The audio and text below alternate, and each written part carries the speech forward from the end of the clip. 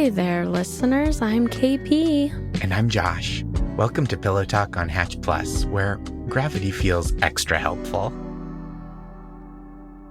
KP, how are you doing tonight? I'm doing great. I'm feeling chilled out. I had my social time. I had my computer time. I had my work time. I'm really hitting all the boxes today. I think those are all the things. Yeah, just really hitting all of the hierarchy of needs. And now the last need is to get myself drifted off to sleep. How are you, though? I'm doing really well, thank you. It's like a really lovely night here. We just had our air conditioner replaced, so the temperature is optimal in here. That's great. Yeah, I feel very good about it. And yeah, it's just been a nice couple of days in like a normal routine. Had a coffee with a friend, finished up a revision on a work project. It's all been kind of like humming along neatly, which is like such a nice feeling. I don't know. I love excitement, obviously. Who doesn't love to be excited? But I also just like the satisfaction of like the days kind of humming by and going like, yeah, another classic day. On the air conditioner front, something that I'm getting used to this summer is there's been some odd little rain drizzles here and there. But I also have noticed that sometimes when I'm like, oh, it's dripping rain, I'm just standing under the HVAC air conditioning. Oh, yeah. So I have to remember to walk a little further away from the buildings in this time of year. Yep. So that's not the weather that I prefer. No, I do love a nice night rain, though. I know. It has been nice. I forget that it's a nice little just clearing of the senses. It's good for us. I think so. Well, Josh, aside from weather, what have you been thinking about lately? I don't know why it keeps popping into my head, but I've been thinking so much recently about my favorite 30 Rock joke. Oh, yeah. Which is, I don't know, are you a 30 Rock person at all? I remember it well, yeah. Good. So I don't even remember what episode it's from, but Tracy Jordan, played by Tracy Morgan, coincidence surely, is talking about how he needs like space in the comedic process to improvise, and people love his comedic improvisations. And there's like a cutaway joke, and the example of him improvising is like the front door to a house opens and he's in the doorway and he goes, "Honey, I'm home." And then it's like a quick cut and the door opens again, right? Like it's a fresh take. And in the same cadence, he goes, "Pac-Man, I'm Jewish." And it like makes me laugh so hard because there are so many 30 Rock jokes that feel so tied to the characters, right? Yes, so planned meticulously. Yes, and so specific, to the situation. Kenneth saying, "I don't drink hot liquids, that's the devil's temperature," is like, oh, that gets something across about Kenneth specifically, and it comes from like a situation that he's in. But Pac-Man, I'm Jewish, to the cadence of "Honey, I'm home" is like so out of thin air, like it just had to be invented and it had to be full nonsense. And it just like really tickles me every time. It's very good. And picturing kind of what other options maybe in the writer's room they'd thrown, or if it was just simply like Tracy Morgan pulling it out. Right. I would love an oral history of Pac-Man, I'm Jewish. Yeah, an entire 12 series podcast with Ira Glass or something would be really That's nice. Right. A story in 5 parts. Yes. He has so many. I mean, I think some of the best jokes in the show are Tracy just fully picking it out of nowhere. The other Tracy line that comes up is they're talking about diabetes being linked to your diet. And he said, "That's just a white myth like Larry Bird or Colorado." It's just like incredible. But even that, you go, okay, like a mythological white person thing. You go, Larry Bird, certainly. That's like That so makes funny sense, to not yes. believe in Larry Bird. It's just like a figment of cryptid. white people's imagination. Right, a cryptid. That's exactly right. Like Bigfoot, but only white people can see him. Yes. And it's like so funny to me. But like, yeah, again, so much of it feels like even the jokes have to spiral off from a point that's like rooted in reality. Yeah. like someone is like hassling him, maybe Jenna, and he's like, you have to stop that or I'll show you the back of my hand, which is like such a mean thing to say. And then he holds up the back of his hand and he's written, be nice to me on it. Yes. I also like that this one goes a little more inside baseball than I would think you're allowed to get away with, but it's like an audience does have a baseline semblance of comedy and comedy groups. I think, like, to me, I'm like, oh, an improv joke in a sitcom is tough to Right. get across to people that might not know improv jokes. But it's like, if you just make it funny enough that people don't need to know how to do improv, they can just know that is a sector of this job that Tracy is funny at.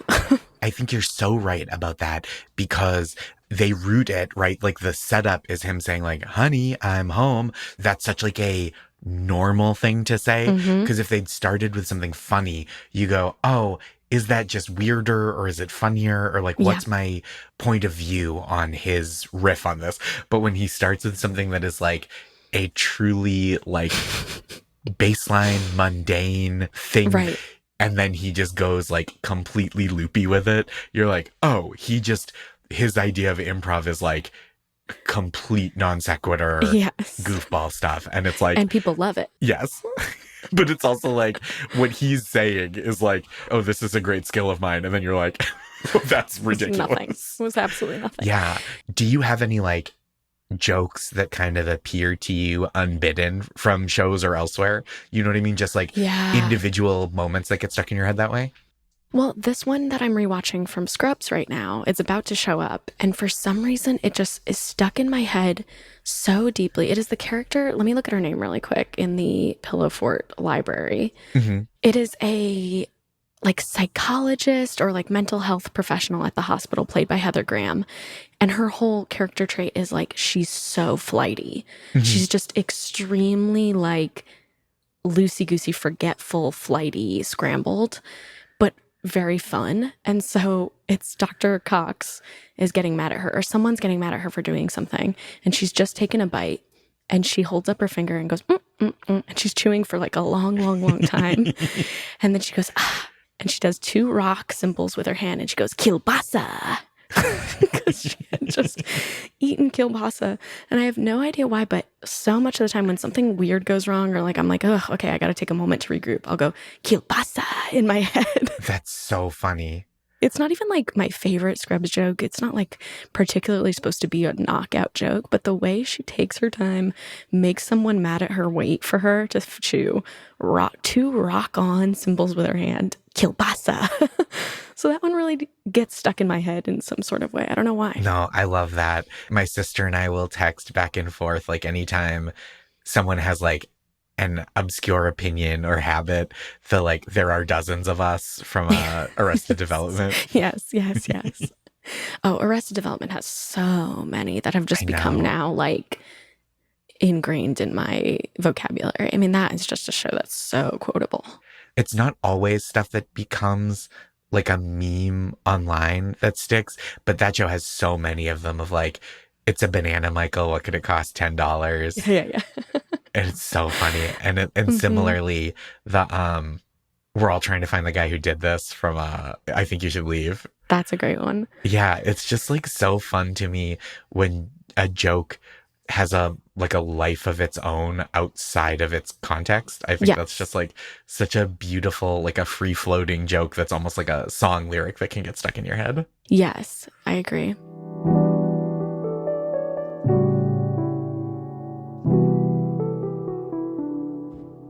What have you been thinking about? What's your like latest obsession? Okay, well, mine's a little more zoomed out for the summer.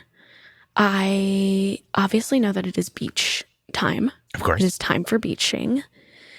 I cannot call myself like a particularly beach gal. I Okay, would say I'm like, I enjoy an invite, but I'm never going to be the one that's like, I planned us a beach day. for sure. I'm happy to plus one in on one, but I'm so much a lake girl. Mm, Perhaps pool would even come before beach also for me.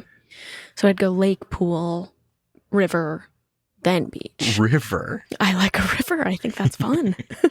You would put rivers and lakes near the top, and you're not going to go chasing waterfalls, is what you're saying to me. No, no, no. I I'm going love to it. stick to them. Mhm. So as beach days become upon us, I just know that there's a lot of rights and wrongs for people that are really beach heads. Would you consider yourself beach friendly? I would say I'm beach flexible. I'm like Beach open to the curious. beach. I'm beach curious. That's right. Yeah. But it's not, I'm similarly not an instigator of going to Yeah. the beach, especially like home to beach is not something I Right. usually attempt. If we're like in a place where there's a more readily available beach, I might plan to avail myself of it. Hmm. But I'm certainly not like Saturday in New York City. We're getting on the train. We're heading to the Rockaways. Yeah. So that's what's curious to me. So, because I was talking to someone that is more beach friendly this weekend, and they gave some advice, which is like, oh, yeah, no, I love the beach. I get there at 8:30 a.m. so that I can have a good spot. And I put my towel down and I'm there until like 5 p.m. And I think that is so much time Yeah, to do things. And so I was like, oh, so what's your like schedule for the day? right. When you clock in at the beach, It's a full day of work, what you've done. that's right. And so she was like, I put the towels down, I sun, I read, I go get a sandwich, I come back, we go there. She's like doing a lot of different stuff. I just find it to be a lot of sun. Lot of sun. And then I like playing in the water, but I'd say the water only takes up, less than an hour that you're in the water. I would say generously, unless you are someone who like the day is about surfing, which that's its own thing. Right. But like on a regular beach trip, I would say a generous assumption of how much time you need in the water is 1 hour. I agree. So I am just kind of like, if you're not going in the water, then you're just going to get sun tired on sand. Sun tired on sand. That's one of the worst feelings. Sun tired on sand is tough. I don't like being sun tired. And then I do have a big issue with, public speakers playing different music that I perhaps don't like, which I don't think is that much of a big deal. I think ultimately it's outside. We can all share the volume. But I do think it's just a lot of situations that I think I'm usually done at the beach within 2 hours. Yeah, like what is your optimal beach visit? Optimal is I'd like to get there at maybe 4 p.m. Okay. I'd like a sunset. If we're doing anything, I'd prefer people have cleared out. It's not so sunny. The UV is not at its highest. And you can play a little bit for 2 hours and then the sun goes down. Mm-hmm. And then you get ceviche. That would be ideal. Extremely specific. And I love that as a choice. And I haven't been to an East Coast beach in years, to be fair. I've been dealing with the West Coast beaches. So I know that there's differences. West Coast, you can be in the water a little bit more, which I think takes up a good amount of time. Mm, But there's pros and cons. for sure. There's pros and cons to both. Agreed. I think 2 hours is like a very nice beach visit. Mm-hmm. But like 8:30 to 5 feels like a rigor, like an investment in beach day that I don't know that I have in me. Yeah. I did a 5-day kayaking beach camping scenario Whoa. So you camped on the beach itself? on the beach. Yeah. You have to kind of just kayak in with just your tent and whatever you can hold, Wow. and then set up around the stations of the island that you're sort of kayaking around. How was that? I thought it was kind of nice because then you're like, as long as I know what I'm going to expect, I can have a good time. Okay, so because I brought some cards, now we can play games. It's as if we're just camping outside. Right. But I like the limitedness of it. I think when people bring to the beach, maybe Kindles, screens, they sort of bring their entire living room to the beach. Then I go, I think you should stay home. I do love a book on the beach. A book you absolutely do need. But you're saying, right, like people set up like, oh, you brought your Nintendo Switch to the beach. And it's like, what are we doing here? Go ahead, stay home. Why beach? You don't want a nature day. You want a Nintendo Switch day. The sun is everywhere. Yeah, the sun's everywhere.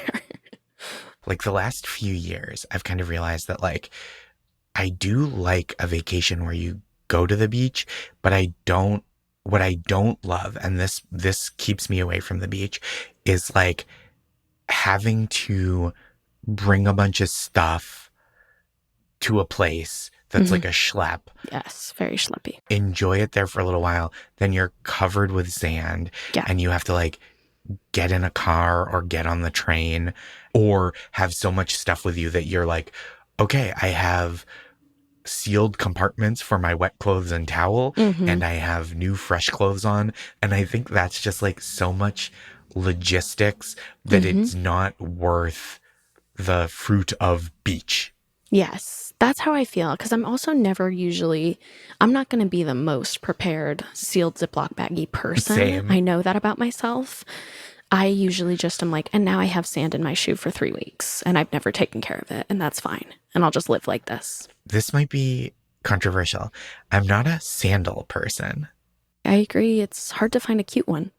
Yeah, I feel like flip flops should be more comfortable than they are. Oh, yeah, they're certainly not. I think Birkenstocks I've found are Hmm. a nice middle ground. I think I could Burk it. I think you could. That makes sense to me. Thank you. Mm-hmm. I appreciate that. Yeah.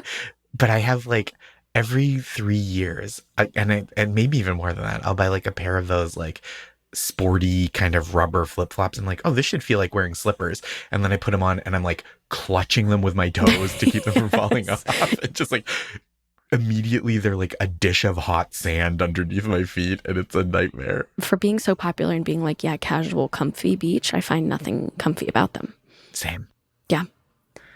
But towel, umbrella if you can swing it. If you can swing it, an umbrella is pretty good. I usually don't, and maybe that's why I don't last that long because I am like, yeah, sun tired. Same.